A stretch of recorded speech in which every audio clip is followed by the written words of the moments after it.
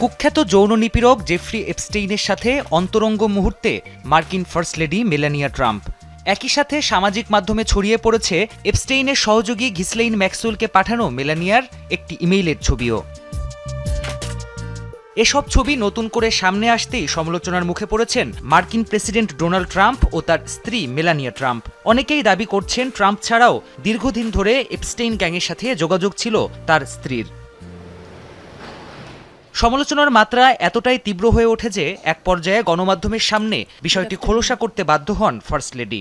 বৃহস্পতিবার হোয়াইট হাউসের ব্রিফিংয়ে মেলানিয়া জানান এপস্টেইন ও তার সহযোগীদের সাথে কোনো যোগাযোগই ছিল না তার। সব অভিযোগকে অপবাদ বলে দাবি করেন তিনি। Donald and I were invited to the same parties. এপস্টেইনের সাথে আমার কখনোই বন্ধুত্ব ছিল না। বিভিন্ন সময়ে ডোনাল্ড এবং আমাকে পার্টিতে আমন্ত্রণ জানানো হতো। নিউ ইয়র্ক সিটি আর পাম বিচের সামাজিক অনুষ্ঠানগুলোয় একে অপরের সাথে যোগাযোগ খুবই স্বাভাবিক বিষয়। তবে আমি আবারও স্পষ্ট করছি, এপস্টেইন কিংবা তার সহযোগীদের সাথে আমার কোনো যোগাযোগ ছিল না। Or his accomplice, Max. এই বিতর্কে নাম এসেছে ফরাসি প্রেসিডেন্ট ইমানুয়েল ম্যাক্রনেরও। সোশ্যাল মিডিয়া হ্যান্ডেলে দাবি করা হয় ফরাসি প্রেসিডেন্টকে তার স্ত্রীর চর মারার ঘটনা নিয়ে মার্কিন প্রেসিডেন্ট ট্রাম্প কটাক্ষ করায় এপস্টেইনের সাথে মেলানিয়া ট্রাম্পের ছবি প্রকাশ করেছেন ম্যাক্রন।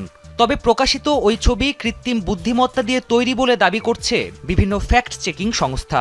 বলা হচ্ছে মার্কিন ডিপার্টমেন্ট অব জাস্টিস থেকে প্রকাশিত ছবি এআই দিয়ে এডিট করে মেলানিয়াকে সংযুক্ত করা হয়।